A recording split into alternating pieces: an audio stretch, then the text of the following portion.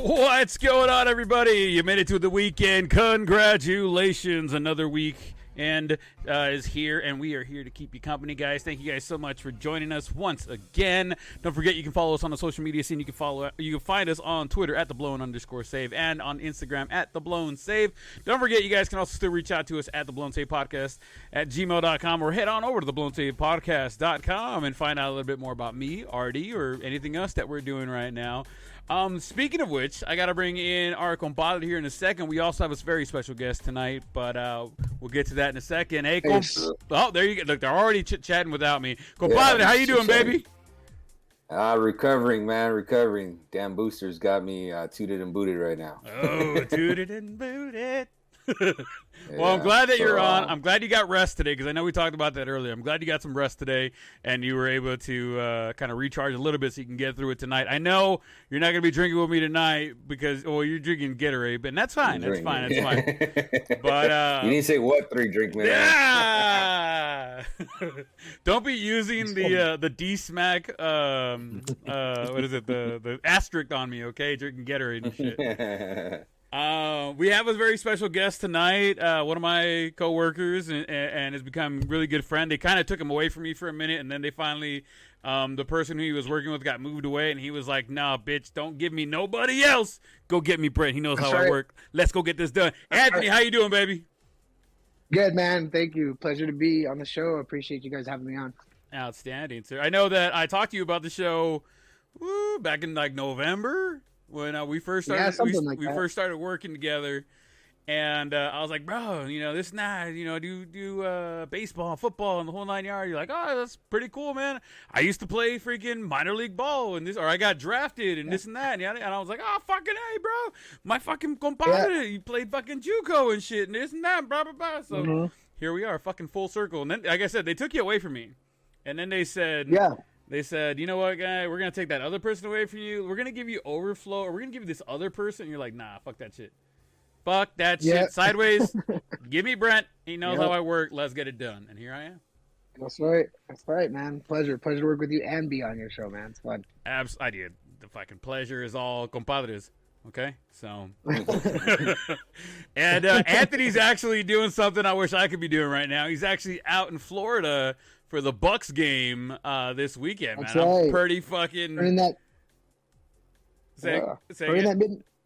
burning that midnight oil as of 3 minutes ago. I know, right? Jesus. Midnight. Cheers, sir. I know you got your drink with me. So, by the way, guys, if you guys are drinking with us, there is a 3-drink minimum on the show. Make sure you're drinking responsibly. Make sure if you are drinking, don't drive. If you guys are out somewhere, don't be dumb. If you guys are being dumb, which is fine, people are allowed to be dumb. Call an Uber, call somebody, have somebody pick you up. Don't be that guy. Don't get a DUI. Be smart. We've had enough fucking problems over the holidays. Let's not add this to another one. Anywho, cheers. What are you drinking, Anthony? Cheers. I'm drinking Glenlivet, 18 years, whiskey, single malt. Straight up? Straight up, no ice. That's a crime on a single malt. Somebody trying to get... All right. Yep. I got some.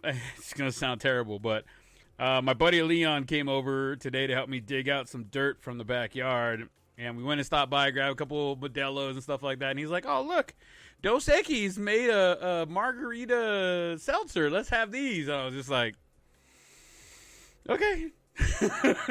They're okay. They don't taste like anything. It just tastes like seltzer water with alcohol. So I'm just trying to power through them tonight during the show so that on Sunday for the game, I got my Modelo's and I got my Jameson whiskey, and we're going to either have a really good time or we're going to have a really good time. You know what I mean? All right, guys. I heard Leon.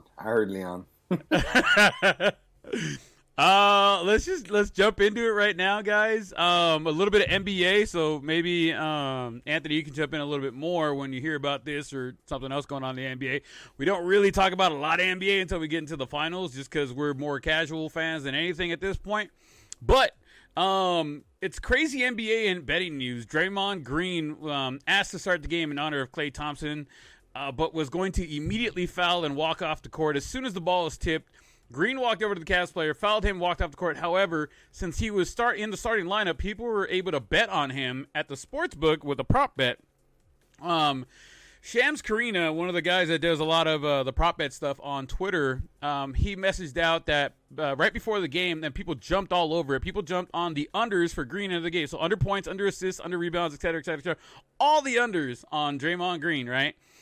There was a guy, legitimately, he put down like $1,000, and all those hit because it's the under. He won like $35 million. Because of that, because he parlayed like 8 of those stats, because he was all the unders. He was on there. He was statted, or he was supposed to get. Now, the big thing is they haven't announced whether or not the sports books are going to pay those out. So they're going to honor it. DraftKings doesn't. They haven't said anything if they're going to honor it. Any of the sportsbook in Vegas or Atlantic City or something like that. Nobody's said that they're going to honor it yet. They're trying to figure out. I think they're trying to figure out a way not to pay it. Because a lot of people were able to jump in on those bets before they cut them off. Do you guys think that they should pay out those bets? And if they don't pay off the bets, what would be a fair compensation? Do you think that they could come to an agreement, I guess I should say, with these bettors over losing this kind of money? I mean, my opinion, they should pay out the bets, man. They're right next to the fucking computers when all this is going down too, right? Aren't they watching this? It's not like somebody was napping and then all of a sudden they come over and they're like, hey, did you hear what Draymond's doing? You know? Like that shit didn't come out of fucking nowhere. Pay the man. Pay the man. What do you say, Anthony? Yeah. It's kind of got a Back to the Future almanac feel to it, though. It's kind of like everybody knew it was happening. You know what I mean? So I don't know. It's kind of a tough one to call, man. Especially when you know it's coming. It's like the Astros. You know what's happening. You know it's coming. You're going to obliterate it. You know what I mean? Yeah. That's true. That guy Shams Karina, he tweeted it out probably about 30 minutes before the tip off, and because Draymond Green had come out and said that he was going to start. He was going to play in the game. He was going to start, but he had a calf injury, so he wasn't going to actually play. He just wanted to honor Klay Thompson. So everybody was like, I don't understand. Isn't that predetermined then? Why even set up those parlays? Well, then that's what a lot of people are saying. That's what the sports books are saying. Like, hey, man, everybody kind of knew, like, this shouldn't have been there, this and that, blah, blah, blah. But it was there. So why not pay everybody out? Yeah. True. I mean, it's one of those things. If people bet the overs, are they going to give them back their money? Probably not. No. Right. Uh-huh. So it just goes to go. It kind of goes back and forth on that one. So if you're not going to pay the people, I mean, granted, they probably could turn around and go, "We'll give everybody back their money originally, and we'll just call it even there." But I think it really should. They should pay out these guys that bet those unders. Yeah, and that's not even going to hurt them. It's not even going to make a dent on all the money they're making, you know? Yeah. Yeah. Yeah, I saw a lot of posts on Twitter and on Instagram and on TikTok. They had a bunch of people posting their bets. Like, oh my God, like I just hit crazy big. I didn't think it was actually going to happen. Somebody bet like 50 cents and still walked out of there with like 20 grand. I'm like, how? Why didn't I see this? I could have done that. I got an extra 50 cents I could borrow. You can in California. Well, right? I could have had somebody do it for me, you know. Hey, wink, wink, nudge, nudge. Hey, Andy in Vegas. And I'm sure he would have gave you. I'm sure Andy would have gave you all that money, bro. If I would have taken 15 and given him 5. I would have been fine with that. 20 grand? Come on. Yeah, he would have given you fucking 5, and he would have taken 15. Sorry, Brent, couldn't get them all in. On a $1 bet, bro, I'll take whatever I get. It's true. Right though. Never see Andy again, bro. I know Andy would never be at I would never see him for anything again. The birth of my next child, I would never see my little brother. I mean, like, dude, are you ever gonna come down? The number you have dialed is no longer in service. The user you were trying to connect to does not exist. Yeah, he's gonna take your 2 quarters and run with it, man. The 50-cent bet. Yeah. People probably like, dude, why not me? I mean, I try to put in a $20 prop bet on the Raider Charger game, and 3 of the 4 hit, and I was just like, damn it! Like it didn't go. I didn't get a chance to do it because Andy was too late. But then he told me, hey, bro, so do I get to keep that $20 then? Because you would have technically lost. I'm like, no, bitch, you cannot keep the $20 because you didn't put the bet in, and that's your fault. That's funny. Sounds about right. See, already. I know. You think he'd give you 15,000 out of the 20? Already know not to hit him up for the next one. Other than that, I really don't got any other NBA news unless you guys got something on your mind. NBA, what's been going on? The Lakers are fucking up. I mean, Clay coming back was pretty cool, man. Basketball really, that's something that was big. You know, Draymond Green came out with his top 5 for the Mount. Although it was kind of strange, I saw it on Instagram. Mm-hmm. So his top 5 is LeBron, Kobe, Magic, Jordan, and how many is that? 4. 4? Man, I'd have to see who the other dude is. But the point is, put his guy who? And put his guy Steph in there. That's surprising. You know what? He might have put Steph in there. That might be the 5th guy. But what I found interesting, it says, yeah, he went in. I'm trying to find it right now. He was talking about have you seen Magic Johnson play? Like literally his highlight tapes, blah blah blah. If you're talking about one dude to not make the Mount Rushmore of the game, it should be him. And I was thinking, like, why would you have him in there and then be saying that? Unless it's a typo by ESPN. I think it was ESPN that had it. But it was totally strange the way they were wording it. So, like, I just did not understand that. You know, oh, here it is. Okay, let me read it for you. Oh, no, damn it. It's just his picture. Goddamn. I mean, but at least it has who the his top 5 was. And it was Curry. So it was Michael Jordan, LeBron James, Kobe, Magic Johnson. And they moved it, so I'm wondering if it's on... which is a respectable 5, but... It's not legit. I know. I said it's the center. I said it's a respectable 5. I didn't say it was legit 5. I said it's respectable. Anthony, since you're big basketball man right here, what? Yes. What's your top 5? What's your all-time top 5? Without being biased, because I am a big Lakers fan, but I'm not being biased. Uh-huh. I'd have to say, I mean, of course, Shaq. I mean, I grew up watching Shaq, and he was one of the most dominant players. Kobe Bryant. He could even play a 2-guard. You know, Michael Jordan. I would put Steph in there as well. And yeah, man. I mean, that's pretty much a good top 5 that he had. Well, that's starting 4, there. right? I'd probably put Rodman in there in a power because I love his defensive flair. Rodman was a legit defensive guy. Yes. Yeah, he was just. I mean, this is just me because I loved Rodman and his style of game and how he was, man. Everybody acts the way he did now. Yeah. But but it's okay now. But what he did, it was controversial. Yeah. Yeah, exactly. So, but I mean, I always loved his game, man. So I'd have to put him in there in my ideal top 5 as far as well-rounded. All right, Artie, who do you got? Probably Wilt Chamberlain, Bill Russell, Kobe, Jordan, and LeBron. And Bron. There you go. Yeah, that probably might be mine. Obviously, I never saw Bill Russell or Wilt Chamberlain playing, but they're the dudes that have all the championship and all the numbers. Mm-hmm.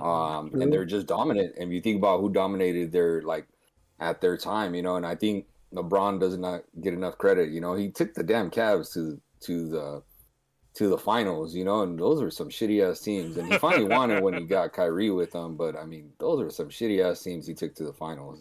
What was it, 3 or 4 years in a row? I think it was like 6.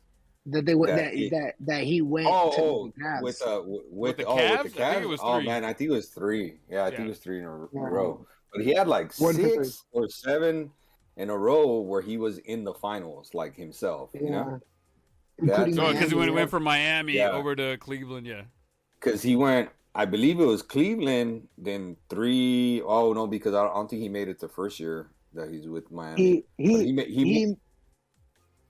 They went to 3 in a row, I believe. But was it his first year though that he went? Yes. Yes, they lost to Dallas Mavericks in the NBA Finals. Yeah. So then he did, because I know he went to he got swept in the finals with the Cavs before going to Miami. I forgot by who. He got swept by somebody. San Antonio. Okay. Yeah. How many years did LeBron straight go to the finals? And I'm Googling it. Google it, boot. When I believe it was 6 years in a row. I think he went to 3 in a row with Miami because they won the back-to-back. 8 years in a row. Shut the fuck up.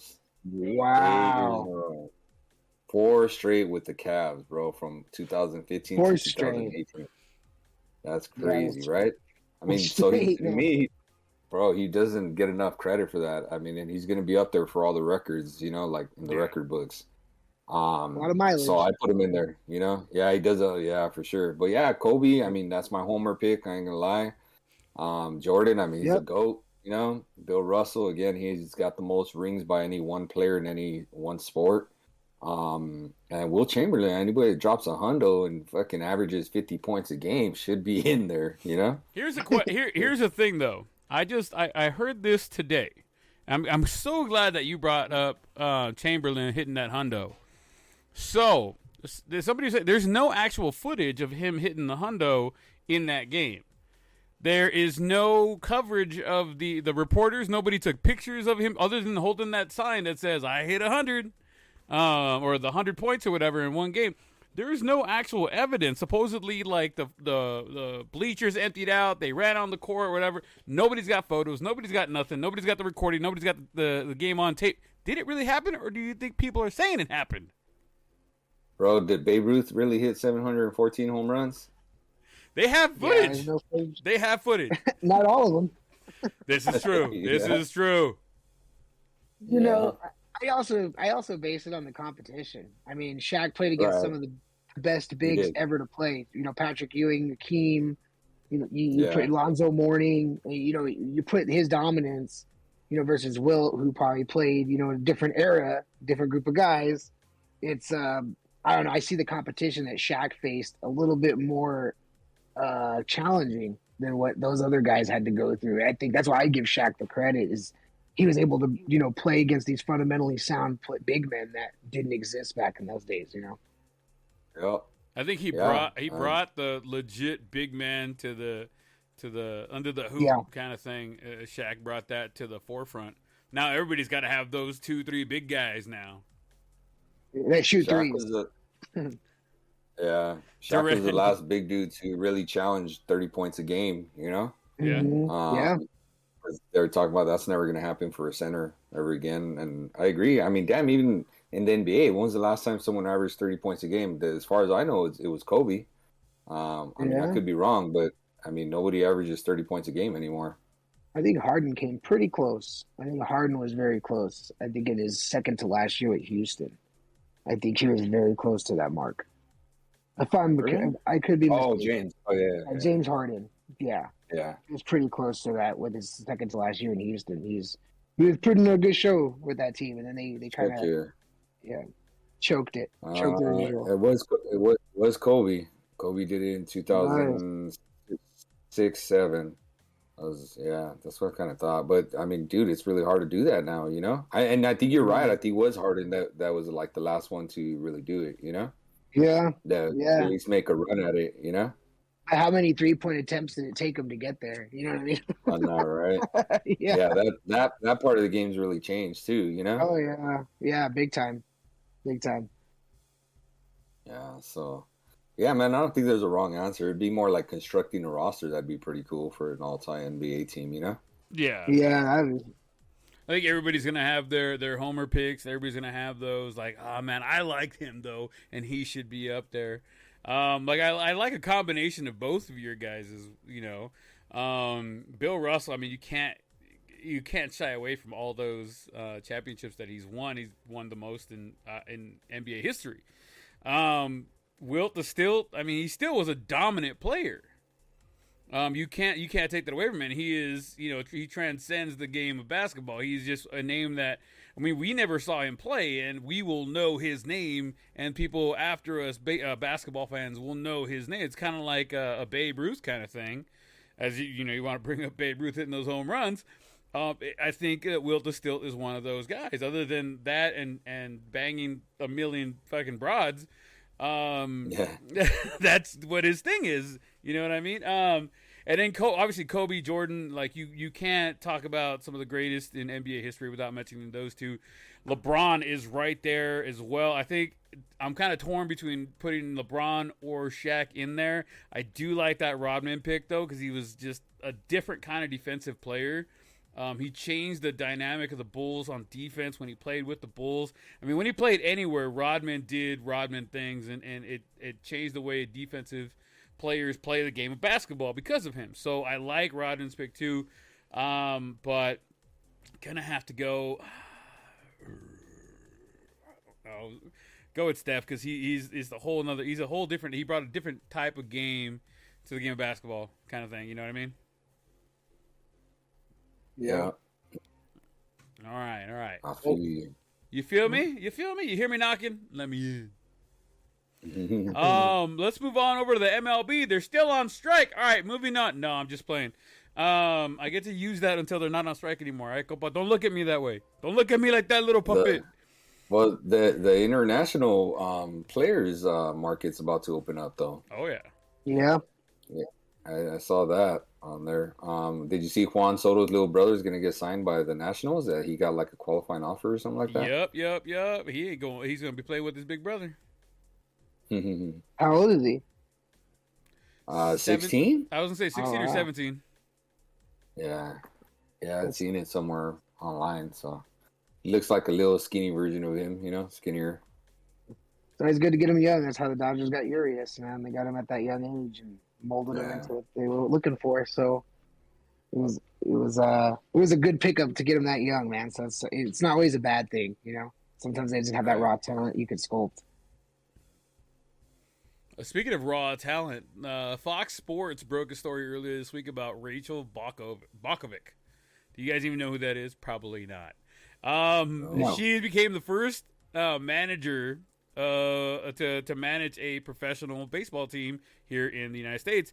Granted, it's the Low A Tampa Tarpoons, but she did become the first woman to manage a minor league baseball team in the history of Major League Baseball. So, you know, women. Oh, I thought we were talking about basketball. I did see that.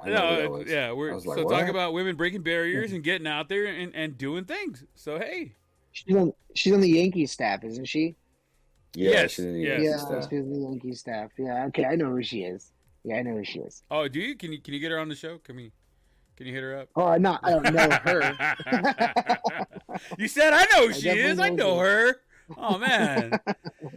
And another first here in the Australian Baseball League, 17-year-old Genevieve Beacom started in her first game for one of the Australian Major League Baseball teams. She went scoreless in her first inning, clocking in her fastball at a balmy 84 miles an hour with a wicked swooping curve. So women are breaking the gender barrier here in baseball, not just softball, not just all the other stuff, but in actual baseball. We got a manager, and now we got a pitcher. When do you guys feel it's ever going to happen that a female plays in an actual MLB game? Not minor leagues, but actual professional Major League Baseball. That was like an independent league, no? What, in Australia? What she was pitching in? Yes, it's like independent. It's not even minors. I wouldn't consider it minors. Well, minors. It's the Australian Baseball League. So I mean, well, let's start with a girl playing in the minors first before we start saying majors. You know. Yeah. And you said her fastball clocked at 84. That was her fastball. 84. Yep. Yeah. I mean, granted, she's only 7. She's only 17. She's still got room to grow. But hey, very true. It could happen. Oh, very true. At least in Australia. How's her knuckleball? Hey, I don't know how the knuckleball is, but the that curveball that she was throwing, dude, was buckling some of those dudes, which is funny. She would have struck you out for sure. Absolutely. I would have been paying attention to other things though. That's a whole other animal. What was I going to tell you? Did you see that movie or the show that they had on Fox 11 before with I don't even know that dude's name, but I think it's Michael, but it's Zach from Saved by the Bell. Is that his real name, Michael something? I don't remember. I know what you're talking about. Okay. Yes. I'll remember his name here in a second, but keep going. So, anyways, there was a show on Channel 11. It only lasted one season. I really liked it, but it was the path of a girl that she was taking to become a major league pitcher. I forgot what it was called, but basically that dude Zach was a catcher, and he was like the kind of veteran catcher that was kind of like assigned or whatever given to her to kind of help mentor her and get her like her head straight and stuff like that. But the way she made it to the majors was a knuckleball. So, and her dad had taught her the knuckleball as a kid, and he said, "Look, we're gonna learn to master this because you're the one that's gonna break, the barrier. This is how we're gonna do it." So, dude, that was a really good show. I thought they had something going there. I remember seeing commercials for that, and then it disappeared. You said it only went one season? Yeah. I'm going to type it in here. Girl knuckleball pitcher. The knuckleballers are so short-lived, though. It's just like they're not built to last. R.A. Dickey brought him back for a cool minute. But the arm always breaks down, man. Yeah. With those knuckleball. You're not supposed to throw like that. You're not supposed to throw that way. So much torque to have the same arm slot, same release, but different trajectory. So I mean, it really tears up your arm. So I mean, those guys that are pure knuckleball pitchers. I mean, you're looking back at, even going back to Dodger fans. Remember Tom Candiotti? I mean, that guy was a knuckleball pitcher. You have what was his name on? You have R.A. Dickey, and you also have the guy that was on Boston for a while. He was a big knuckleball pitcher too. I just can't remember his name. Was it Tim Wakefield? Yes, Tim Wakefield. Yeah, they actually had a show. He had 2 wins. Yeah, he was like one of the very few guys that had a really long career that was a knuckleballer. Wakefield had a show on the Discovery Channel. The next great knuckleballer. He had Flutie was on there. Fucking he had a couple former quarterbacks trying to, because he said you need somebody with arm strength to be able to do that. And I forget the other guy. Flutie was the big one because Flutie actually got a chance to go and play minor league ball. That was the premise of the show, is trying to get somebody back in the league with the knuckleball. Flutie, the football player? Yes, Flutie was over there throwing the knuckleball. Wow. That was interesting to me because it was more real life-ish. The little engine that could, huh? He did have tremendous arm strength. Oh, absolutely. So, he did. Yeah, he did. He still has one of the greatest college highlights ever. Oh, yeah. Finish. That was amazing. Yeah. That'll never go away. So I found it. Did you see it? You'd never seen it, Brent? No. To win the national title, what he did? No! I thought you meant the TV show. I did see that. I saw Doug Flutie. Yeah. Okay. Last second, big old arm. Right? Boston College, right? Yeah. To win the national title, that dude flung it like 50 yards for a miracle touchdown. At 5'2", 65 yards. Yeah. Yeah, man, unbelievable. So the show I was talking about was called Pitch. Okay. Yeah, it was Pitch, and the dude's name, I thought it was Mike, but it's Mark Paul Gosselaar. Gosling. There you go. Whatever you said. So yeah, that's what that show was. Zach. That's it. That's Zach Morris, homie. I'm gonna have to go back. I'm gonna have to go back and find the one season. Yeah, it was pretty good. I really liked it. I was like, damn, dude, I couldn't wait for season 2. But I guess I was the only one. You were the only one watching at that point. It's almost like that youth pitcher. I forgot her name. She was famous. Monet Davis. There you go. Yeah, she had tremendous talent, but it was just, it's the longevity of keeping the body up, but she had tremendous talent at her age. She definitely was pretty good, man. All right. Going from one phenom, I guess you're gonna call it. I always try and get these segues, and I can never get them right all the time. All right, man. But we're talking about Shohei Ohtani. All right. Shohei Ohtani reveals his true feelings on Stephen A. Smith's criticism. Smith had come out and said, "I understand that baseball is an international sport itself in terms of participation, but when you talk about an audience gravitating to tube, the TV, or to the ballpark to actually watch you, I don't think it helps the number one face is a dude that needs an interpreter so that you can understand what the hell he's saying in this country. Now, Ohtani, he said that shit back in like September, right? I remember hearing this shit. Ohtani finally responded. He did a GQ magazine interview. He finally responded. He said, "If in English, well, he had the interpreter. He responded via interpreter. I mean, if I could speak English, I would speak English. Of course, I would want to. Obviously, it wouldn't hurt to be able to speak English. There would only be positive things to come from that. But I came here to play baseball at the end of the day, and I felt like my play on the field could be my way of communicating with people, with the fans. That's all I really took from that in the end. Now, here's the big question for me to you guys. Do you think Stephen A. Smith's comments have any actual merit? And do you think that if it was anybody else, not a man of color or a minority saying these things, that the community, the baseball community, just community in general, would have had more to say about those comments? Or do you think because Stephen A. Smith is such a prominent black reporter or analyst, they kind of just let that go? But do you think he kind of degraded Ohtani because of that? I mean, so in my opinion, I don't think Stephen A. Smith's comments hold as much water as let's say if he was talking about something with basketball, because that's his forte. You know, baseball is like he probably watches it. You know, he's not as big of a fan. So I'm just like, you know, I'm not, and he likes football too. So I would say like basketball, football. Okay, sure. Well, he likes to talk shit about the Cowboys. Let's get beyond that. Okay.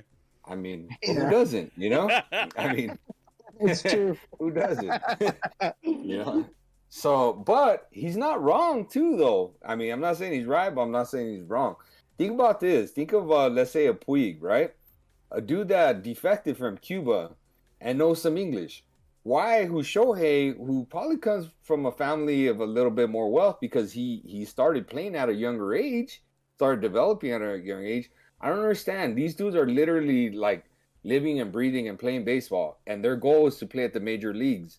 Why can't they learn a little English to come like over here and speak it? A lot of these Dominicanos and Cubans and all that, dude, they pick it up. They do it. Well, why is it changing? So Ohtani does know a little bit of English, but he feels because they've gotten him speaking English, but he feels embarrassed because he doesn't want to disrespect the language or the people. He wants to make sure that his point comes out correctly, and he doesn't want to look dumb if he doesn't say things right. I mean, well, yeah, no shit, Sherlock. That's like me saying I know a little bit of Italian, but I don't know how to say everything. Well, Spanish translates into Italian. No mames, you know, it's the truth, right? Yeah. Spanish doesn't translate into Italian, so then I know a little bit of Italian. I just don't want to say the wrong things, you know, because I don't want to disrespect people when I'm asking them for el baño. ¿Dónde está el baño? I know in Italian, pizza, spaghetti, dame más. Right. Well, you know, I don't know, man. Cop out. Anthony, what you got? The thing I don't forget is that the best hitter in the game for almost a decade didn't speak a lick of English for about 7 years, and that's Ichiro. And don't forget about Fernando coming in the league. Didn't speak a lick of English. Best pitcher in the game. Had an interpreter. Hideo Nomo at one time was the best pitcher in the game. Didn't speak a lick of English. But the thing is where I agree with Stephen A's comment is the capitalism of the game in our country. So it does draw attention to our fans when a guy that they can relate to is good.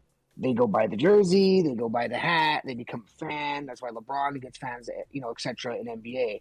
So when a player breaks the mold in MLB like Shohei did, he's a remarkable talent, it's just the fact that he doesn't give the American fans, especially the youth, that feeling of I could be like him. It's almost like with him versus Mike Trout.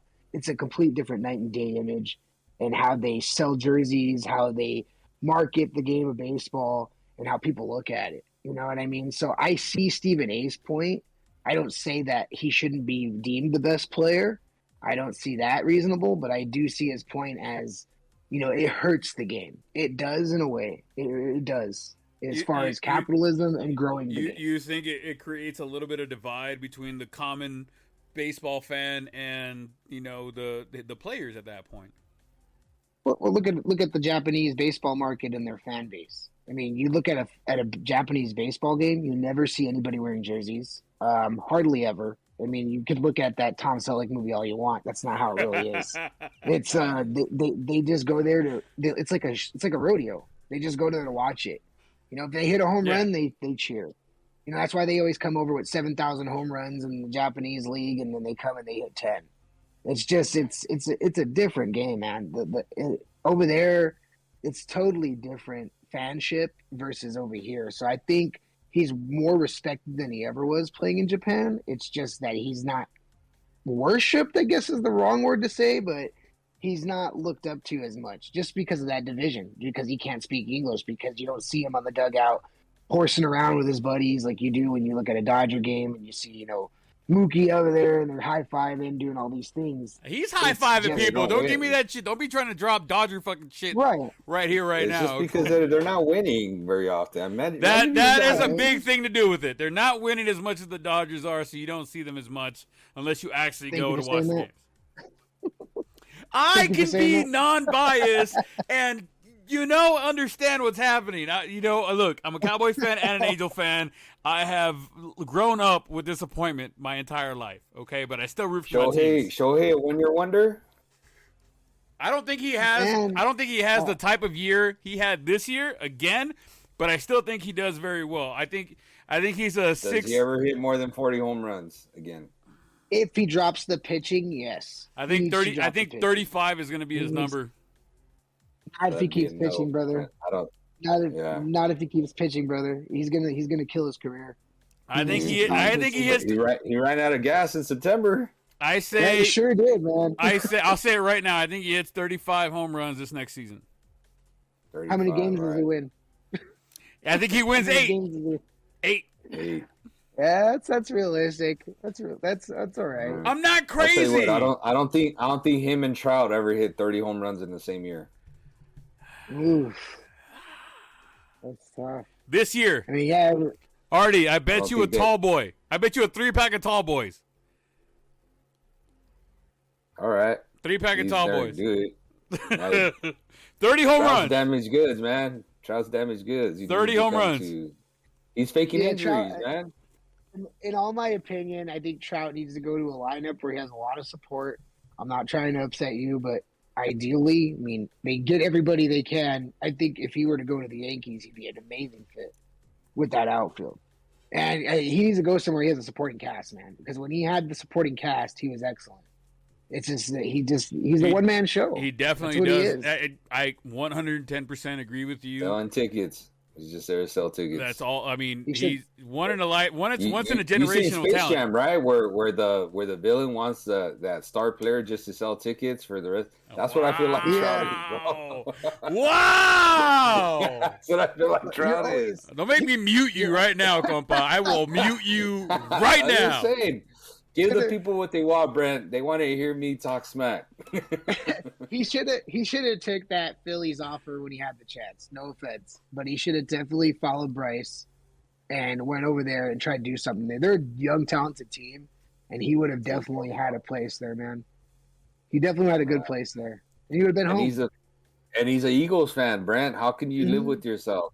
I only root for him during the baseball season. Once football happens, I don't talk about Mike Trout, all right? That dude's over there ringing bells and all that stuff, man. Eating Philly cheesesteaks. Man, dude. I don't understand. It hurts me every time, because I have him on Twitter, right? It hurts me every time he posts "Fly, Eagles, fly." I'm like, ah! I can't like it. I can't like it. Sorry. You're dead to me. I used to love Kobe too, and he was a huge Eagles fan. So yeah, that's ridiculous. Yeah. So Trout, Brent, back to Trout. What's up, man? Is he faking that injury with the calf or what? Hey, sometimes I think because they were like, I think we said this towards the end of the season, because they weren't in contention to be in the playoffs. There's no need for him to try and rush back to do anything other than completely heal himself and just be ready for next season. And his kid was born when? The year before or this past season? The year before. Paternal leave. paternity leave, man. He turned 1 during the season. Oh, okay. He's almost the Anthony Davis of baseball now, man. He goes to the fridge and he gets hurt. It's just he's always hurt. Bro, I almost spit up my drink here. He's always Davis hurt. of baseball. That's good. That's classic. I told Brant that I had told Brant a while ago that Trout would never hit 50 home runs. I don't think so. I think that time has passed. I agree. That time's passed. That's he's like never going to go 40-40 again. Yeah, he's never going to go 40-40. I actually thought he would be the next dude to go 40-40. Me too. Me too. He's never going to go 30-30 either now. I think he still hits 30 home runs this coming up season. Oh, yeah, I think he could hit 30 home runs. For sure. Yeah, for sure. He'll still driving 100 and hit 30, hit better than 260. But he's not going to be.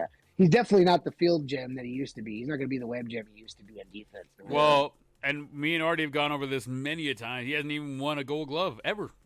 Yeah, that's ridiculous. Tell me your theory before, Brent. He used the Nike glove, and Rawlings is the one that gives out those Golden Gloves.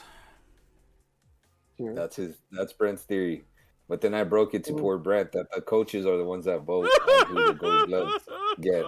Who gets the Gold Glove? And Nolan Arenado is a Mizuno user, so I don't think that matters much, man. Look, Matt, let me have my fucking fandangled theories, and you shut your mouth when you're talking to me, okay? That's funny. I didn't know that, but that's a great one. That's a great one. That's the best glove in the hot corner, buddy. He is the best glove, man. Yep. He's like a 5-time platinum glove winner, too. Platinum glove winner. Yeah, man, he's amazing, man. Yeah. He's the best. Why don't you marry him then? Rendon had a good year. Rendon was really good on the rise until he went to Anaheim. He was pretty. Yeah, he was great with Washington, man. I don't know what the Angels do to their third baseman over there, but bro, you're about to get muted right now. Right now, you're about to get muted. Jesus Christ Almighty! Yes, I know Rendon has not panned out the way the Angels were hoping he panned out. If we could only have a healthy roster, it'd be amazing. It would be great. And some pitching. Yeah, you just need some pitchers. Hey, they got Thor. Anthony, I got perennial broken man. Remember, we had this conversation. Thor, perennial broken man, Syndergaard. That's funny. Yeah. There you go. Yeah, if he could stay healthy, I mean, it'd be great, but it's probably not going to happen. History tells us it's not going to happen. Whatever. I just don't get that. Angel keep picking up play. It pisses me off. Let me be the GM. We'll pick up some right people. We're going to go over the salary cap by a lot of money. And we're going to pay those taxes and those fees, but we're going to have a winning team. That's all I'm saying. That's all I'm saying. That's all I'm saying. All right, guys. We are back. We are fucking back. For the second half of the show, we're talking about the NFL. There is so much to fucking talk about. First and foremost, now, Anthony, I know you're going to love this because we're going to talk about the Tampa Bay Buccaneers. A slap in the face to AB. Tom Brady refuses to come out of the game in the fourth quarter with 6 minutes, 30 seconds left in the game and up by 2 scores. Why? Because he wanted to make sure Gronk got his bonus. Gronk was only 1 reception away from getting his bonus, so Brady went back in for one more play, dumped it off to Gronk. Bam! Gronk gets his receptions and his bonus. Brady comes out of the game. Now, after what Antonio Brown was fucking spewing out of his fucking mouth about Tom Brady only loving his boys and this and that, yada, yada, like, do you think Tom Brady, like, really? Because, backup guy could have thrown it to Gronk. Do you think Tom Brady went in there to make a point, being a Bucs fan? I think it was a two-sided thing. I think they wanted to show AB what kind of organization they can be and what they grew into the last 2 years, which is high class. They have to keep up to that level, especially having Tom Brady. So I think they wanted to show him, like, there's more than one way of coming into the GM's office and crying, that there's ways that we can accommodate. And I think I don't think that was in Brady's head at all. I think Brady just wanted to make sure. I mean, come on, let's be real. Our backup is Blaine Gabbert. So, I mean, the guy can't hit the side of a barn sometimes. So you needed to make sure he got that reception. Plus, last game of the season, I don't think they wanted Gronk in there much longer. So they just wanted to get it over with. And Arians didn't contest to it. I mean, he let him run back in there and take the snap and throw the pass. So I think it speaks miles for the organization that they're willing to take care of their guys. You know, and Yeah. they even moved up incentives for another player on the team just so that he can get them. So I mean, it's incredible, man. Like what they do for their players, and if you just play the cards right and do your part, any organization will do it for you as long as you show that you're working hard and doing your part, man. I mean, he was there. He was a few grabs and a few yards from his incentive. They have those mic on the sideline or whatever, and they had it for that game. And somebody was like, "Hey Tom, you're done." He's like, "No, Gronk needs one more. Let's go. I'm going out there. You're not telling me no." And he grabbed his helmet and ran out on the field. So I mean, it goes to show you what kind of the kind of person that Tom Brady is, to be able to be like, "Nah, dude, my boy needs it. I'm gonna go out there. We're gonna get this shit done. We're gonna get this shit taken care of. Then we're gonna go sit down. We're gonna make sure everybody stays healthy, and we're going to the fucking playoffs." Then again, he pulled him out of retirement. So, I mean, he owed it to him, right?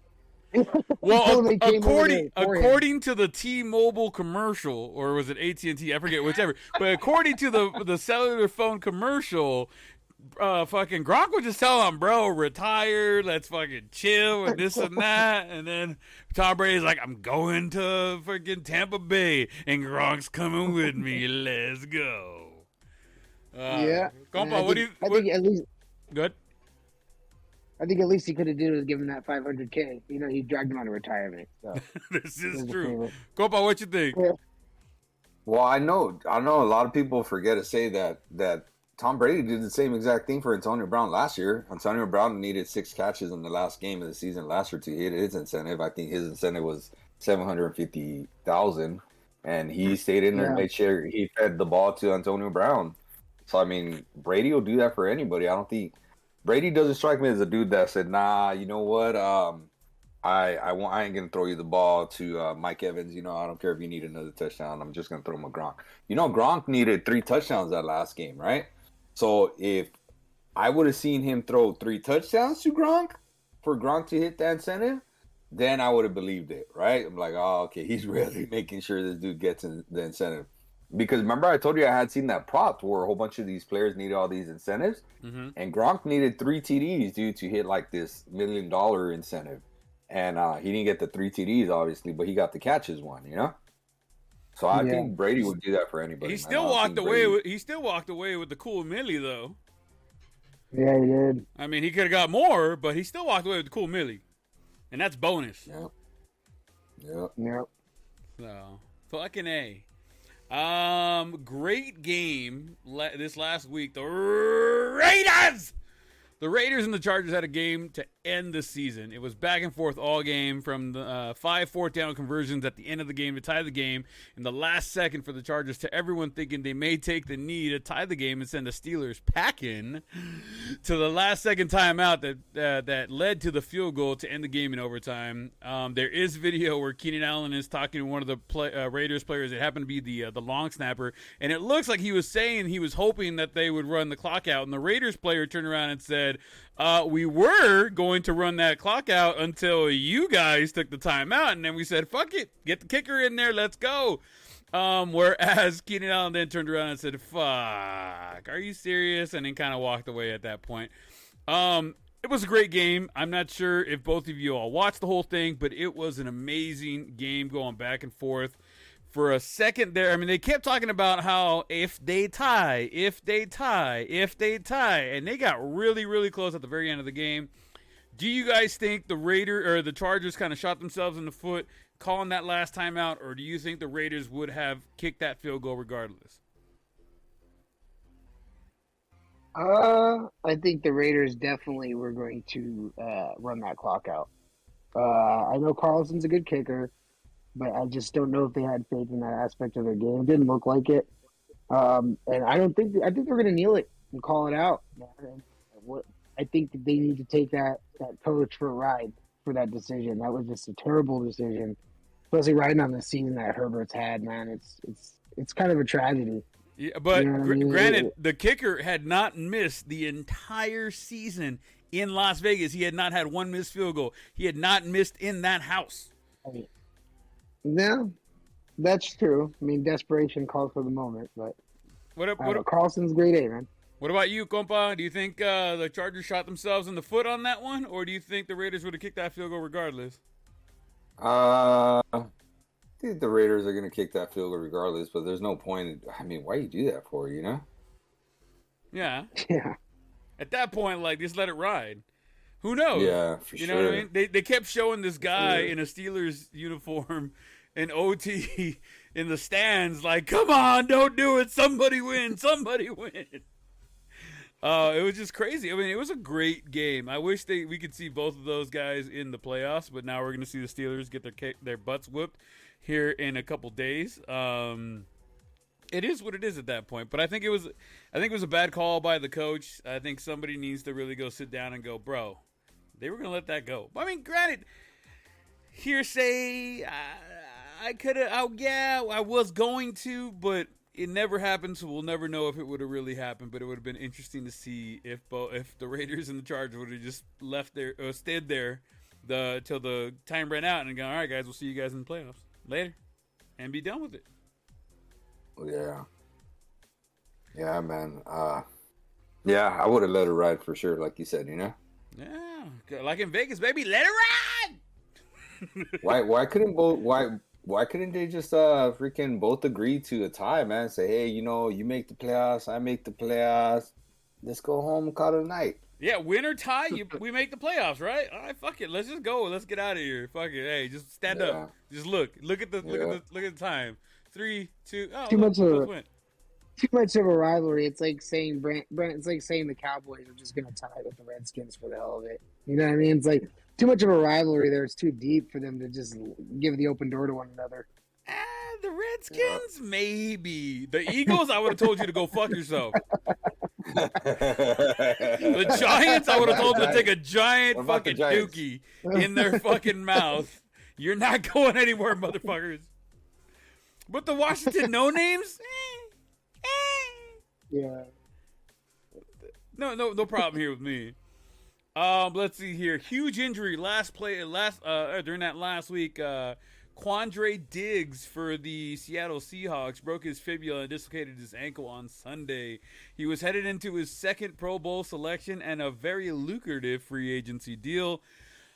All I can say is, man, get better soon. Be ready to go for next season. And somebody is definitely going to take a chance on this secondary player for the formerly for the Seahawks. If the Seahawks don't go out and just sign him to a long-term contract as it is. Did you guys hear about that? Did you guys see the injury?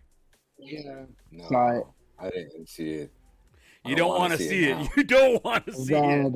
It's bad. It's not Dak Prescott foot the other way bad, but it's still bad, bro. They actually popped his ankle back into place before they took him off the field. Damn. Yeah, it was bad. Alleviate pressure on that fibula, man. It's some shit, bro. It's some shit. So all I can say is for Quandre Diggs, good luck in the free agency. Please get better. Like, nobody wants to see anybody lose their their career over something like that. So fucking it is what it is. Yeah.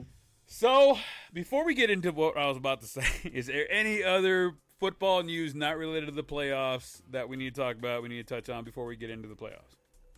The All-Pro list? What about the All-Pro? Yes. And you know what, Artie? You sent me this message earlier today that Aaron Rodgers was selected to the All-Pro team over Tom Brady. Now, does this foreshadow the MVQB, as I like to say, that's coming up? So Brady didn't make the All-Pro team? I thought he made it. Him and Tristan Wirfs. He's not the starting lineup or whatever. He's there. He's as the backup, which doesn't make sense because he has more passing yards. Try not to be biased. I'm trying not to be I know. biased. I'm with you there, buddy. It just so happens. I don't see that. It just so happens that your guy's there. He's got almost 1,000 yards more than Rodgers. He's got about 7 touchdowns more.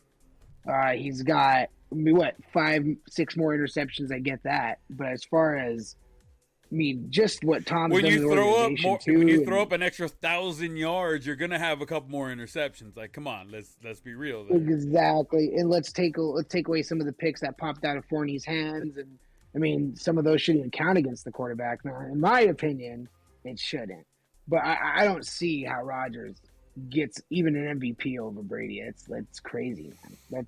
I don't see it. It's the good old boys. Artie has said it many a times, and I have relayed that message as well. It's all about the good old boys. How did Rodgers get a slap on the wrist over him fucking saying he was immunized, not vaccinated, leading people on so that he didn't have to wear the mask and do this and that, yada yada, and then he's still going to be in the talks? I mean, okay, his play speaks for itself, right? The stats and the whole 9 yards, but if you want to go just stats, obviously Brady has better stats than he does at the end of the season. Right, Artie? I don't know. I'm looking at him right now here. Ooh, Google it, boo. I mean, he's got a lot more pass attempts. I mean, almost 200. So, I mean, you should have 1,000 more stats. I mean... yards. Yeah, yards. He's got 100 more completions. I mean, there's a couple things he doesn't have more than him. It's wins. One, right? Hey, one is one. One's one. Yeah, I'm trying to look at the stats here. Pass yards per games. I think he's completion. What about his head? What about his head-to-head success to Brady, especially last season?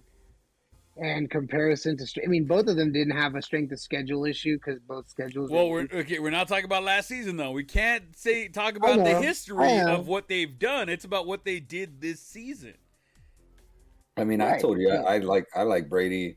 I mean, if we're picking, and I'm going to be biased. Just that little thing that Rodgers did I already think Brady had the slight edge, but now for sure I would give it to him because of what Aaron Rodgers did. I mean, the passer rating is quite a bit higher, you know.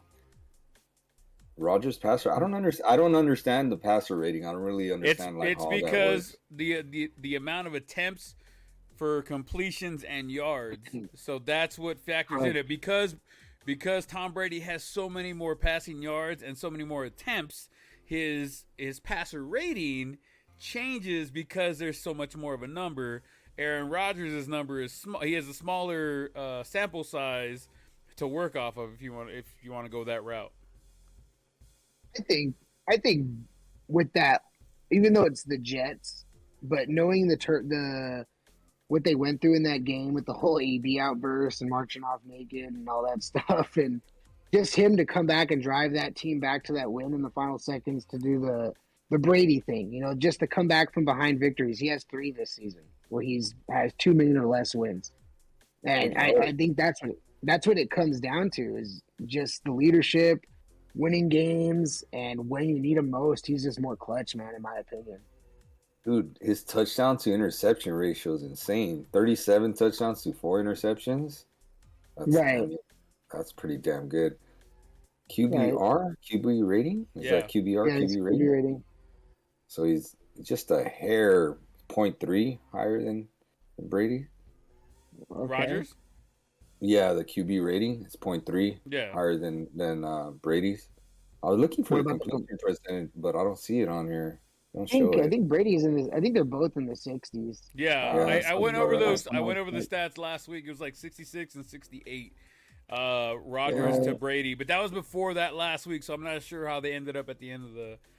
With 200 more pass attempts, though. I mean, that's a lot more yardage, man. Well, it's because the Green Bay Packers rely a lot more heavily on their run this year than they do on the pass, whereas Tampa Bay, don't get me wrong, they rely more on the pass than they do the run, even though they have a good running game, but they rely more on the pass.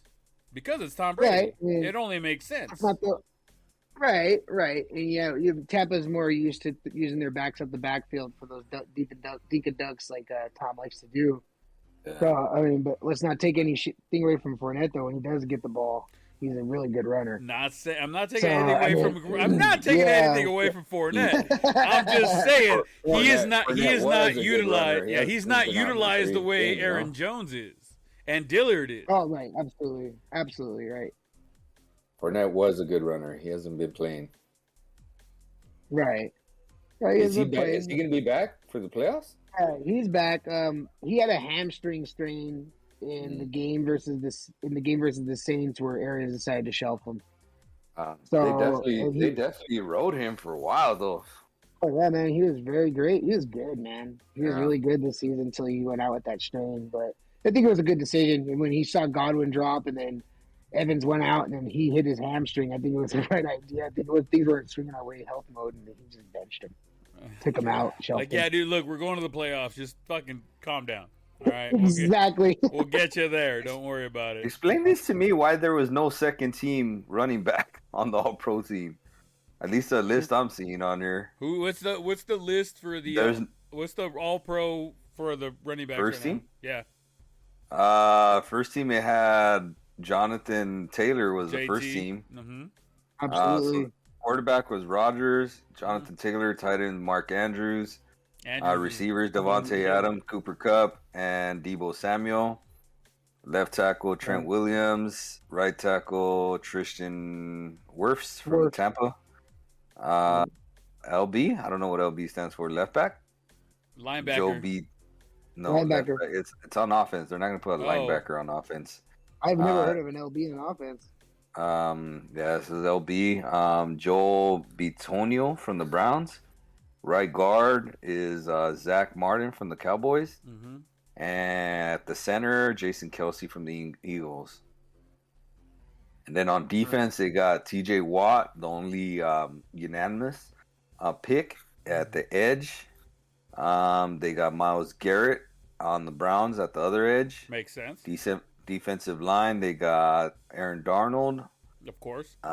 Cameron Hayward from the Steelers. So linebackers, far, they got Darius Leonard from the Colts. Michael Parsons from the Cowboys.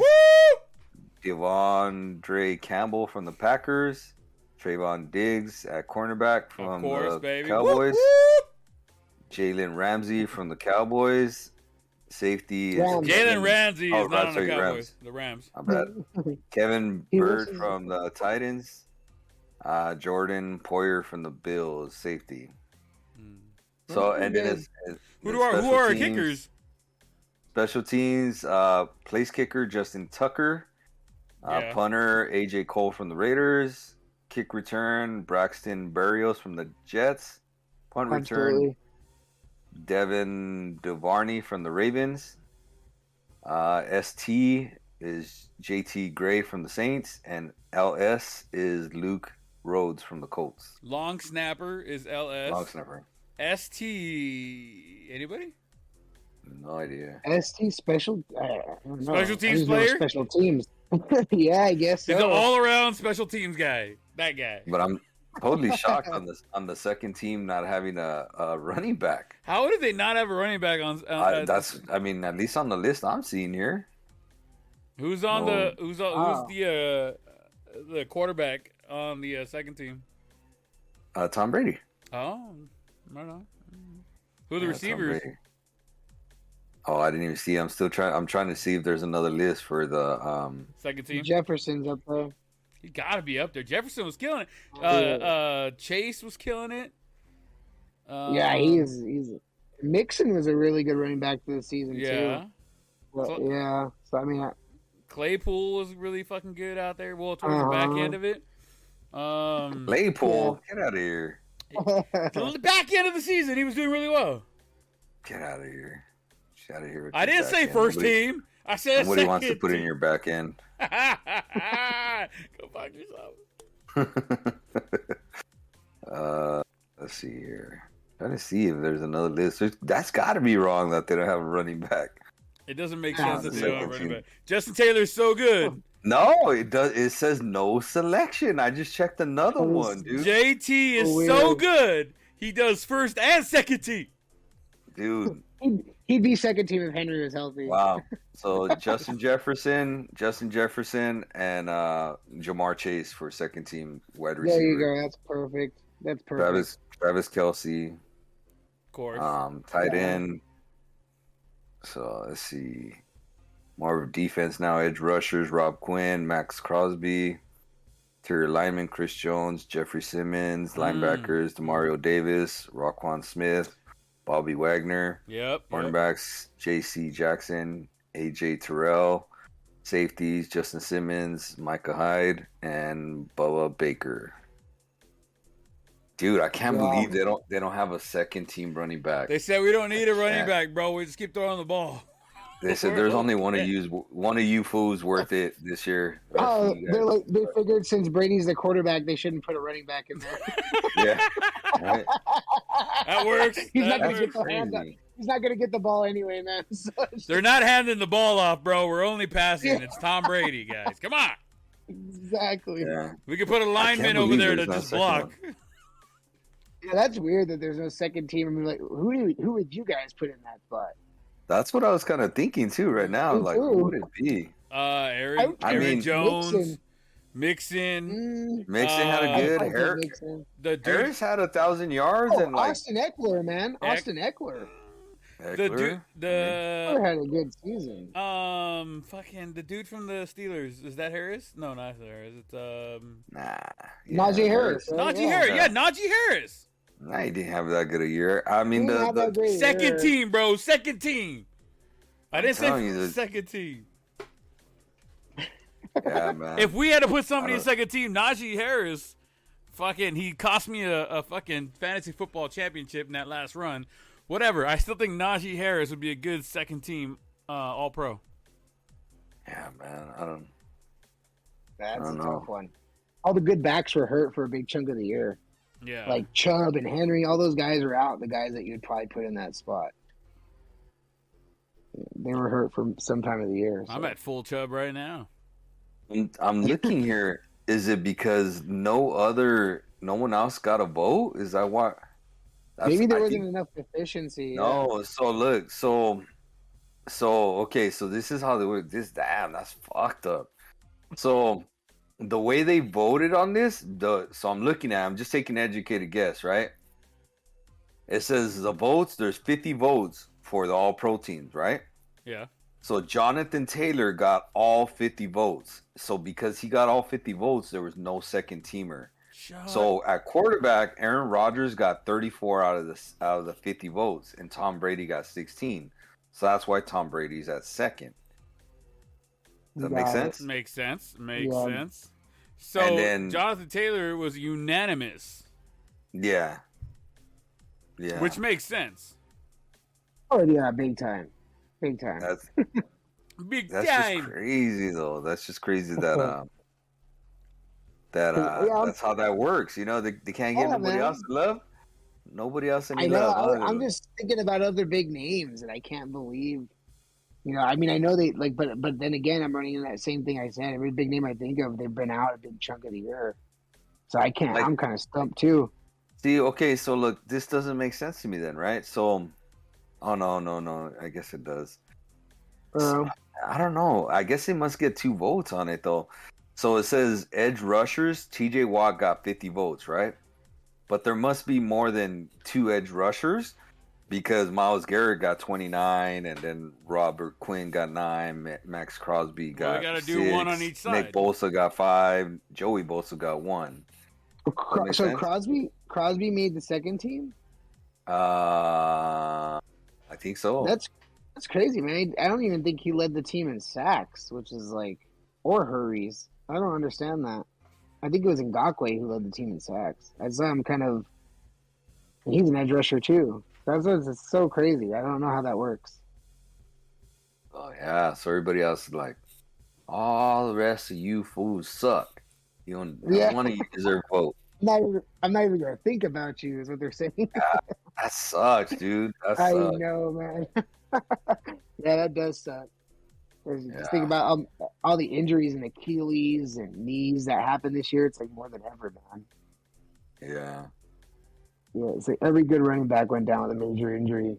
Cook, Henry, Chubb, they all got hurt. Yeah. So, all right. Well, yeah, the all-pro team. There you go. Wow. I did not know that's how it works. That's almost like the All Madden team back in the day. Remember that? Right. And I was telling Brent that I was seeing that they're gonna I think we lost Brent here.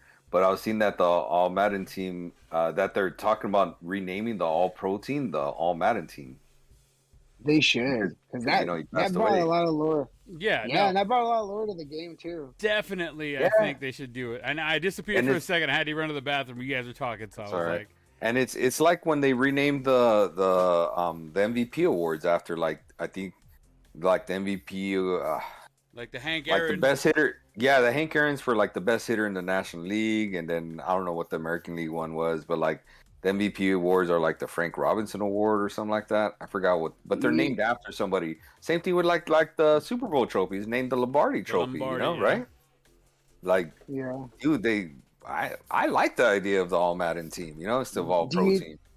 Do you think after Brady retires, they rename the Super Bowl MVP the Tom Brady Award? I doubt that one's happening. How many times has he won it? How many times has he won it, man? He's got to win it 10 times, and then they can call it Tom Brady Award. You can't take away the Lombardi Trophy, though, dude.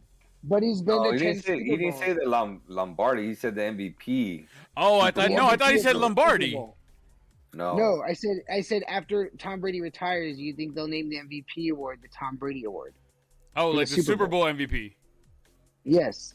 I'm okay with that. I think it's justified, man. He's been to 10 Super Bowls. Has he won every single MVP he's been in, or is he not? No. I knew for sure he didn't win them because that defender won the one where they. That's right. And then I knew Edelman won that the snooze bowl between them and the Rams. So I knew for sure too that he didn't win those.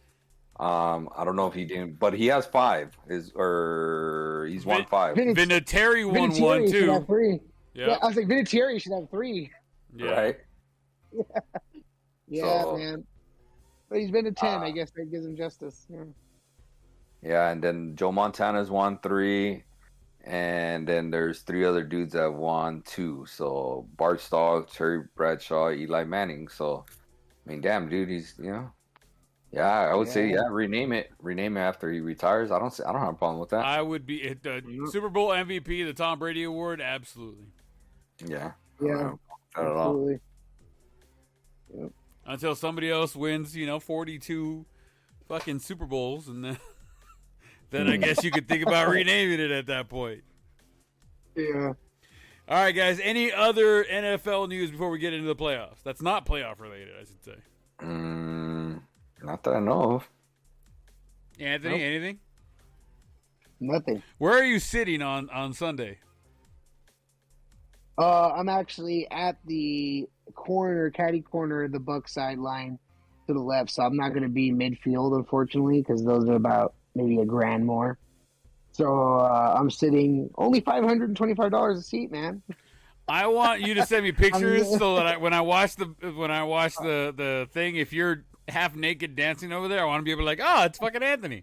I'll be right by the pirate ship. No exaggeration. I'm probably maybe about 3 rows back, 3 rows in front of the pirate ship.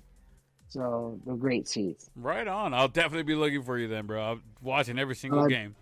Yeah, I would say look for the guy in the red, but that's going to be hard, man. I totally saw a bearded guy with red. I got you. I'm good to go. All right, guys. Yeah, exactly. The playoffs are here. Let's talk about this weekend's matchups, see where we land, see who we're picking, and let's see who's making some money off our picks. I've told Artie before, Anthony, I'm going to tell you right now, I've gotten hit up by a few people who've gone off of our picks, and they've made some money. Have they thrown some our way? Nah, it hasn't happened yet, but hey, maybe this time it'll happen. So let's make our picks. So first off, we have the Miracle Las Vegas Raiders taking on the red-hot Cincinnati Bengals in Cincy. The Raiders this season have just found a way to win, even when it looks like they are done for. Cincy is one of the hottest QB wide receiver duos. That's a hard one to say.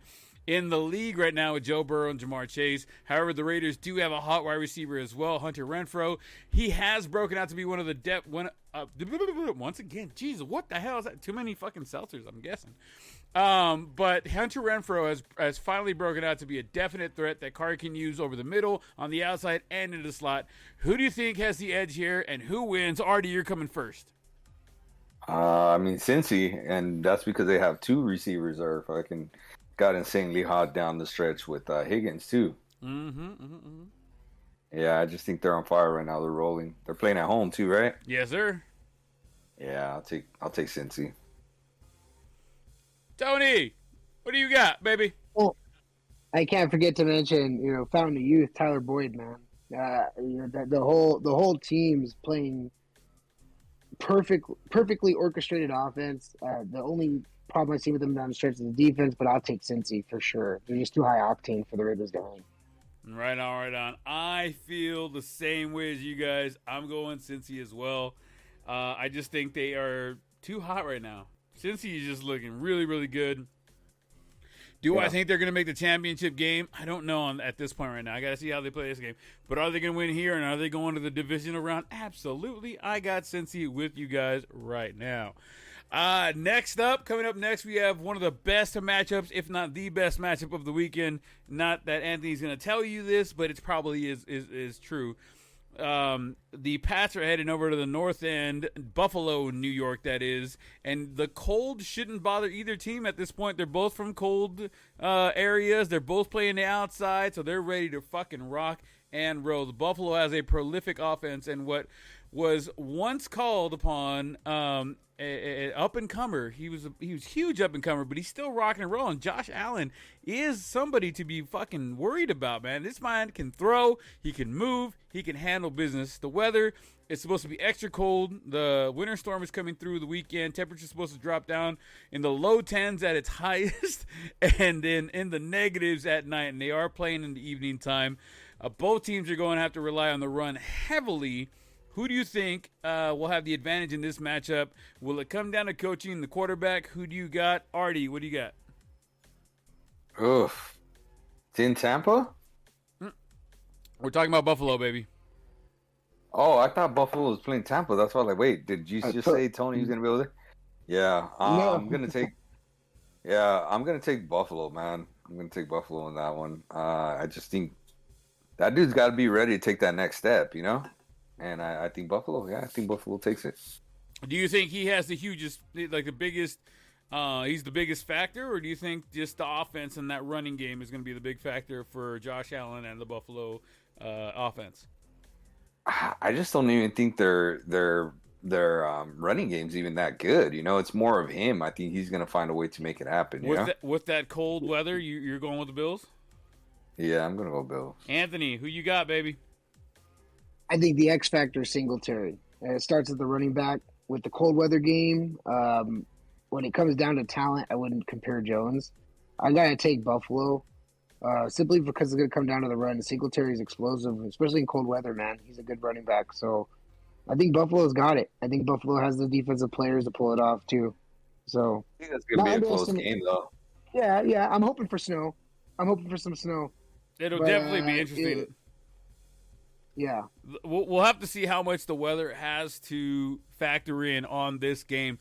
But I am going to agree, both you guys.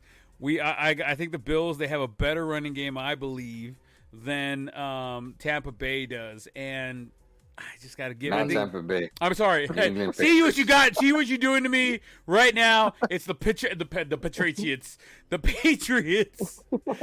I think they got a better running game than the Patriots do, especially in the cold, at home, at night. I think the Bills got this one, and the Pats are going to go home. And they had a great season, and they did well, but they are definitely going home.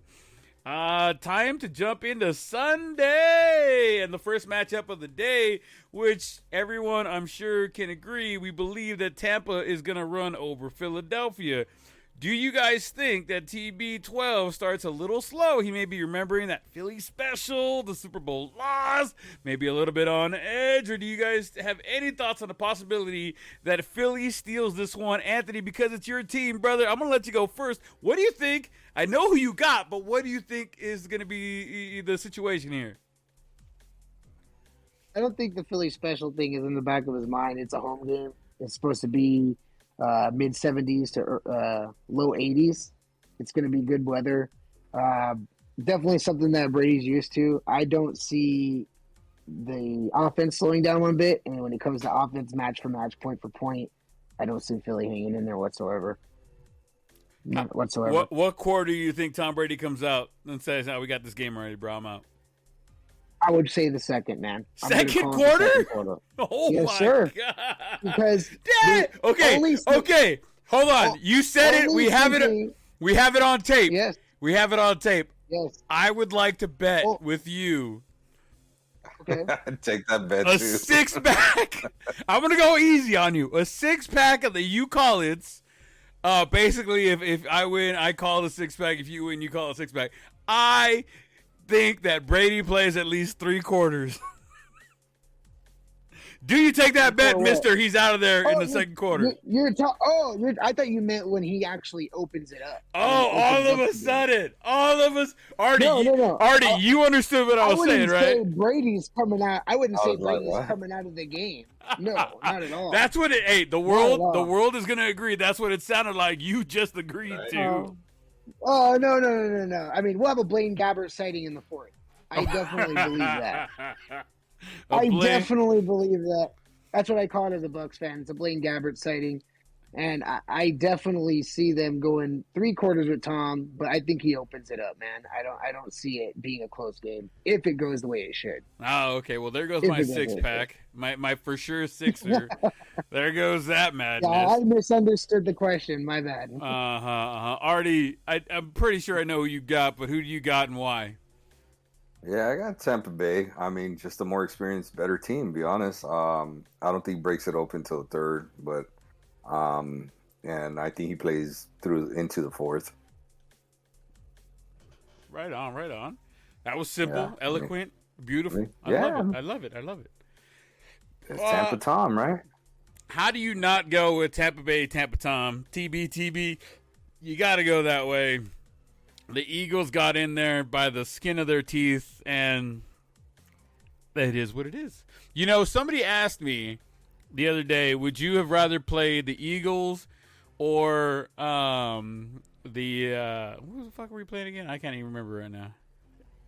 49ers? Oh, yeah, the 49ers.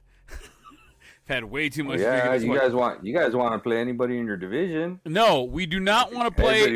And let me tell you why I say no. Let me tell you why I'm happy that we're playing the Niners, regardless of who the Niners are.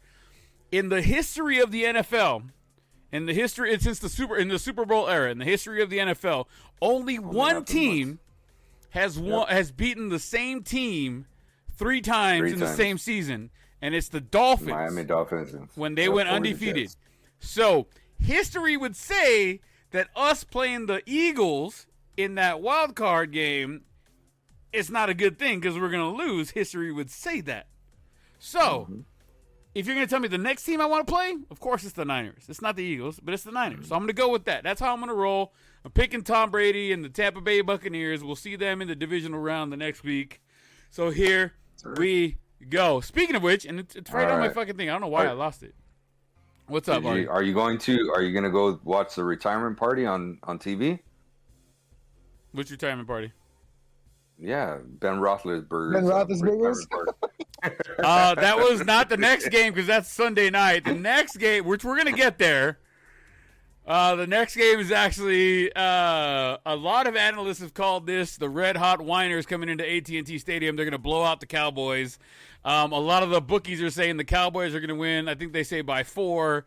The Niners have most recently been to the Super Bowl with a few heartbreaking years ago, Evan. I know you remember this. I was staring at you when it happened. When you lost, I was right next to you, buddy. But there was quite a different team and quite a different time. The Cowboys have not seen the playoff success in quite some time now. They haven't been to the fucking Super Bowl since '95, Super Bowl 30, my dad's birthday. Love you, Dad. And usually it's only been a 1-and-out in the playoffs, even though that controversial incomplete pass called to Dez, it was a catch. If you look back right now and the rules have changed, it was a catch. Don't start with your bullshit. It was a catch. It was a catch. It was a catch. It was a catch. Many younger fans don't remember the rivalry of the Cowboys and the Niners of the 80s and 90s, but the T.O. incident at midfield, primetime swapping from San Fran to Dallas in back-to-back years to win back-to-back championships. The analysts are saying San Fran. The bookies are saying the boys. Who do you got, Artie? Well, let me give you a fun stat here. Did you know the last 4 times that the Cowboys and 49ers have faced off in the playoffs, the winner of that game has gone on to win the Super Bowl? Yes, I have. Yes, okay. I do. Yeah, I'm taking San Fran. Yeah, I don't think the Cowboys are who we all think they are. They play weak-ass teams in their division. I just think San Francisco is just a little bit better. They've been playing a little bit better. Sorry, compa. I'll take San Fran in the points for sure in a heartbeat. But I think San Fran finds a way to win that game. Right on. Anthony, who do you got? I think GQ Jimmy shows up, not game day Jimmy. And I pick the Cowboys without a sweat, man. I just think that, especially at home, and with Prescott willing to know that he has to prove that contract, man, he's gonna. I feel it, and I don't think it's gonna be. I don't think the Niners have a chance. You know that the Cowboys' last 2 home games against non-division teams they've lost. Well, I also know they're one of the 4 NFC teams that haven't made it to Super Bowl in the last 20 years. But that doesn't change my opinion. There's only 4 NFC teams that haven't made the Super Bowl in the last 20 years. You stabbed me in the front, you yanked it out, and then stabbed me in the back, and then said what you had to say, bro. I appreciate that. Yes, compa. Yes, the last couple times they played non-divisional teams, yes, they just had problems, man. But I think we're all healthy. Everybody's in. Everybody's playing. I think the biggest factor is going to be the kicker. Greg the Leg Zuerlein, are you gonna fucking show up? They did sign another kicker though, just in case. Put it in the back of his head. Just put it like, don't fuck it up. We'll pull you out. Like, fucking miss another extra point, motherfucker. Miss another extra point, and watch what happens. We are rostering him. We are rostering his ass. Jesus Christ! Like they had to fucking set somebody else aside to fucking start a fucking another kicker. Jesus Christ. But as most of y'all know, I am a Cowboys fan, so I'm gonna go with the Cowboys. They're favored by 4 on the bookies. Are they gonna win by 4? I don't know. Is it going to come down to a field goal? I hope not. But I do think the Cowboys pull this one out. I think we're all healthy. Everybody's here. Everybody important is off the COVID list. Everybody's going to be playing. Parsons is going to be playing like a bat out of hell. Diggs is going to fucking get at least 1 interception. If we hit Jimmy G early, game over. He's going to throw 3 or 4 picks. You're going to be out there? I'm going to be fucking out there in spirit, cabrón. In spirit. Okay? All the way from Mobile? All the way from Mobile. You're going to hear me yelling one way or another. Either I'm going to be drunk celebrating or I'm going to be drunk crying. Either way, well, somebody's crying because Evan's coming over on Sunday, and he's a fucking huge Niners fan. So either I'm crying or he's crying, but somebody's crying and somebody's getting fucking drunk. All right, Sunday night, we were just talking about this, guys. And what will most likely be Big Ben Roethlisberger's last NFL game. Do the Steelers have enough magic to, luck to take out the Chiefs? The Chiefs started the year so bad that people were saying that it was the end of a dynasty. Well, since that abysmal start, the Steelers have been nothing but red hot, stealing the AFC West back from the Chargers and the Raiders. What is your take on the show in KC? Will Big Ben ride for another game in the divisional round, or will he ride into the sunset on the shoulders of his teammates after this game? Artie, who do you got and why? Kansas City, and you know what? I thought it was cool. Ben kind of put it into good words. He was just like, look, out of how many teams made it? Was it 12? 12 teams, right? Yeah. That made the playoffs? 12? So he's like, dude, I get it. Out of the 12 teams that made the playoffs, we're probably ranked number 12. We're not supposed to be here. Nobody's picking us to win. We're just going to go out there. We're going to give it our best shot, try to have fun, and let it play out how it's supposed to. And I was like, fuck. I mean, damn, dude. That dude, at least he knows what he's getting into. Yeah, man. I think the Chiefs by a lot, bro. He knows who they are. How would we fucking word this? He is who he thought they were. The team is who we thought they are. Yeah. Anthony, who do you got on this one, man? I mean, he even put on a Raiders helmet to thank the Raiders in a video that he posted. That's funny. On his Twitter. I'm definitely going with Kansas City, man. There's no comparison. I don't see it being a close game at all. As far as even talent-wise on the field, it's just going to be a separation. I take Kansas City just because Mahomes. Just because Mahomes is just the talent that he is. All right, here's my wrench in the system here. Is Ben Roethlisberger playing it so nonchalant that maybe he catches the Kansas City Chiefs off guard and takes that win? No.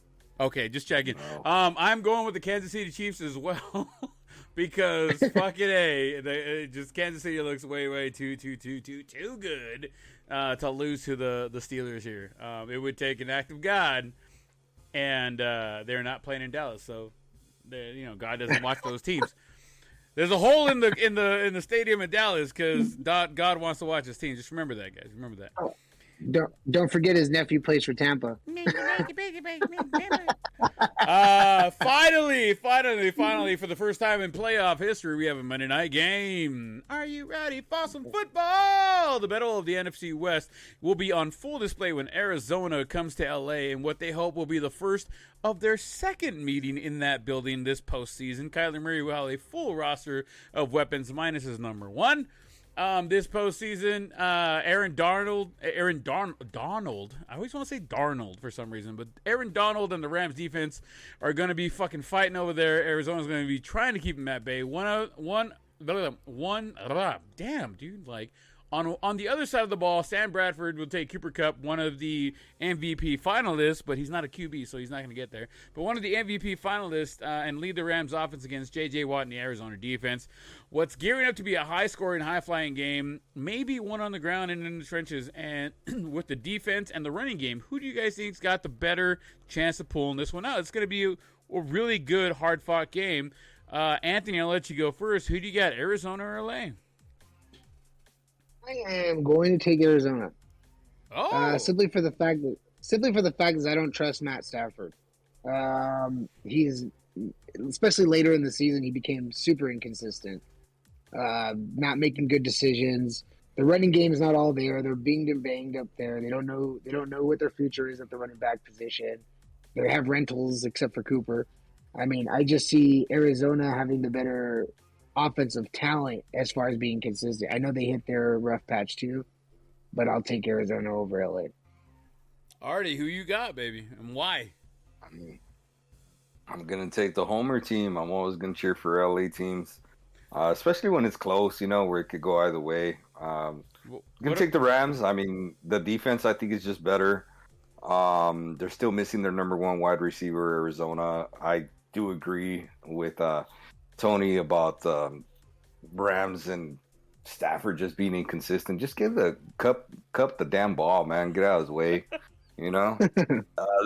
establish a run a little bit more, man. They have a pretty damn good team. So I mean, they got OBJ. I think it has to do with OBJ trying to feed him the ball, don't you? Instead of just I feel like they try to force feed him, So I mean, did you see that last? Was it the second to last play? No, the very first play of the last drive where the ball was intended to be thrown to Cooper Kupp and OBJ literally got in the way. Like, there's no way they run two outs on the same side. No way. And OBJ, dude, to me, I felt like as soon as he did that drive just went to shit. And then they ended up losing that game because I think they threw a pick like 2 plays later. So, I don't know. I feel like they're trying to force him the ball a little bit. And I feel like in this game, maybe they go away from that. They don't force it to him. They just give it to him whenever they can. If they give him, 3 to 5 targets a game for OBJ, then that's good. But they need to find double-digit targets for Kupp. If you want to win the game, that's how you're going to have to do it. You know what I'm saying? In my opinion. So, but again, the home team, and they're hosting the game. I'm always going to cheer for the LA team. I'm always going to go for that little homer pick. I mean, I don't feel confident, in it. I'll take points if I can, but I'll take the Rams. All right, Artie's got the Rams. Anthony's got the Arizona. It's a tough Brent's one. A little hurt about picking Arizona. I wonder why. The Hail Murray? No, that's not why. Because they came. Hail Murray. Yeah, back was it 2 years ago? He threw that Hail Mary. DeAndre Hopkins in the end zone. Hopkins. It was the Hail Murray. They took that away from. The Cowboys? No, it was against the Packers. I think I forget who it was. Yeah, it was against. I thought it was against Green Bay.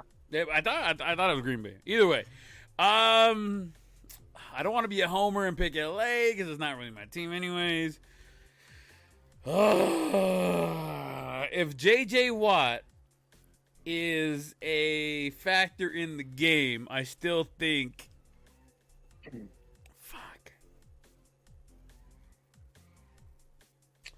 This one's a tough one. I'm gonna go with Artie on this one. I'm gonna go ahead and take LA. I think Donald has a little extra pizzazz and gets to Murray a few more times than I think Murray expected.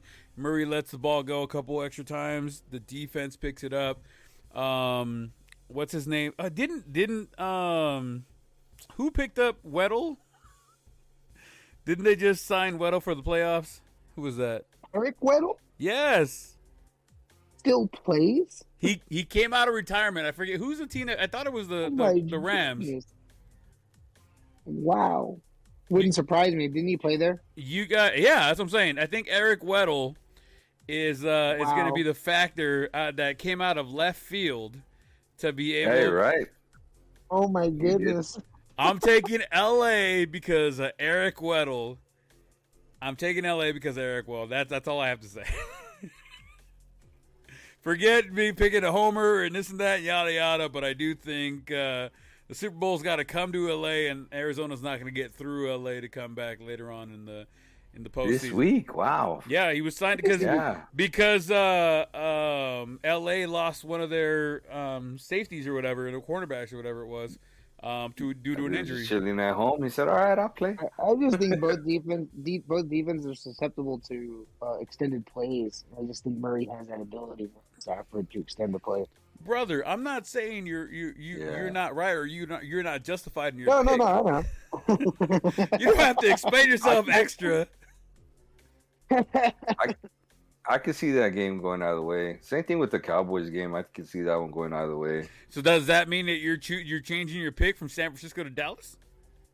Oh no, I'll be cheering for your Cowboys. I think, but you think? I just think, yeah.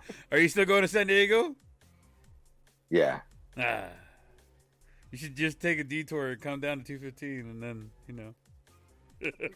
I don't think the wife hates football, so I don't think that'd be a good idea. Nah. All right, guys. Anything else that you guys can think about that happened in sports this week before we get out of here? Were you surprised that the Titans have the number 1 pick in the AFC? How do they have? Wait a minute. They have the number 1 pick in the AFC? I'm sorry, the bye. I'm sorry, the bye. Oh, I was like, wait a minute. No. You know what? That came out of nowhere, bro. I think the biggest surprise out of the AFC or the NFL is the Titans coming out and having that first round bye. They're going to have fucking King Henry in for the divisional series. So, anything can happen. That was just like, wow. They were I didn't even think about that. They came out of nowhere and got that number 1 spot. Everybody talks about Green Bay getting that 1 spot in the NFC. Nobody's talking about. Like there's more of a fight there, Yeah, nobody's talking about that AFC number 1. Yeah. Also gives Henry another week to prepare. So, I mean, that's definitely a plus for them. Let him stretch, let him move, let him groove. He's good to go. You look pretty sharp in practice. Do you think Henry? Do you think whoever the Titans play? Do you think he has a huge impact on that game, or do you think they sparingly use him in hopes that when they get to the championship game, that's where they're going to unleash him? Who would they play? They would play based on our picks. It'd probably be the Bengals, right? Who would be the lower? They would play the lower team. The Bengals. Be the Bengals. Yeah. Winner between the Bengals and the Raiders. Yeah. Well, actually, wouldn't it be? Yeah, you're right. Yeah. Technically, Based it would on be our the picks, Steelers. you know? On our picks, No, yes, it would. On the red. Listen here. I said between our picks. Nobody picked the Patriots, Pittsburgh, or Vegas. So I'm just saying. Cincinnati There's some sad. I'm just saying too. There's some our sad picks, Raiders fans. Cincy. And I think the Titans cannot win against Cincy unless they use him like full force. But Yeah. I think he's rested. He's not banged up, you know? And if he's healthy, if they're running him out there, that means he's got to be pretty healthy, right? Yeah. So, I mean... Okay, but my question was, do you unleash him fully? Or do you have him on a... Didn't I just say that they don't beat the Bengals? You have to. In order to beat the Bengals, you have to. I wanted you to reiterate that. I'm sorry. Don't yell at me. That's a lot of pressure on Tannehill. It's a lot of pressure on Tannehill to try to do that himself, man. Tannehill is not the guy. Oh, he's not. He's got some good receivers though, but he's not the guy. He does. Out of all the quarterbacks in here, who's the worst quarterback in the playoff? I would say Tannehill and Van had a really bad year. I would go with Roethlisberger right now. Wow, Jimmy G, man, he's right there. Yeah, I gotta go with the lack of experience, man. It always comes down to that. I gotta go with Mac. I'm not a big buyer on him, not whatsoever. Who? Mac Jones. Oh, Matt Jones. Oh, yeah. The rookie. Mac Jones. Yeah, he's just gonna have that Goff effect, like they did in that, like you said, the snooze bowl. It's just he's bound to make that mistake. Yeah, I can see that. That's a good point. Yeah. See that for sure. Right on. Anything else out there before we get out of here, guys? Nah. Not that I could think of. Anthony, you got anything else? Nope, I got nothing. All right, man. I know it's like 2 a.m. where you're at this point, but I do appreciate you for hanging out with us, having a couple drinks, having your whiskey straight up, like a gentleman should. Make sure you take plenty of pictures and videos and send them our way so we can post them up. And hope I will definitely be looking for you by the boat. That's all. Look for me by the boat. Once the Tampa Bay Buccaneers score, I'll be like, trying to find you on there. I got a 65-inch 4K HDR TV. I'm going to find you. I'm going to be like, look, there he is. Yeah, find me. I do appreciate you coming on, Anthony. Hopefully we have you on again at another time. Once again, dude, I thanks. I'm glad that we got to be working together again, even though they took you away from me away from you for a minute. Then they gave us back to each other again, which was fucking amazing. So I'm glad that this continues to go. I can't wait to play you on Madden whenever I can convince you to do it. And I can't wait to see you and Artie play against each other on MLB The Show and let me do the color commentary. There you go. We'll have to set that up soon, man. All right, any last words before you go, Anthony? No, nothing at all, man. Thank you for having me. It's been awesome and fun. I appreciate it. Well, I'm glad you had a good time. Artie, anything else before we get out of here? Just a big thank you to Anthony for coming out here and being on the podcast, and very happy for you that you're going to get to watch that game over there. So have fun out there. Don't jump on the field. Don't streak. Don't take off your jersey like some other Tampa Bay players do, you know. Just have a good time. Hey, his ankle was hurting. Calm down. I might do some jumping jacks on my way out, man. Funny. All right, Artie. Yeah, that's it. Should be fun. Let's get that patented Artie send-off, baby. Yeah, just make sure to be safe out there. Those numbers are rising. I've been having students drop like flies left and right because of COVID. The new strand is super contagious, so just make sure to be careful out there. Wash your hands, wash your face, and take your shots if you need to, even if me, who's over here dying with a damn booster shot. But it'll help, I guess, you know, right? Right on. So be safe out there, mi gente. See you next week. All right, guys. Thank you guys so much for joining us again. Don't forget to follow us on the social media scene. You can follow us on Twitter at @theblown_save, on Instagram at @theblown_save, and don't forget, you guys can still reach out to us at theblown_save_podcast at gmail.com. Don't forget to reach out to us at theblown_save_podcast.com. Hang out, see what's going on. Let us know if you guys put some bets in this weekend. Let us know if you guys get some hits. Send them our way. Shoot us some pictures. Send us some emails. Let us see what's going on. We'll catch you guys next week.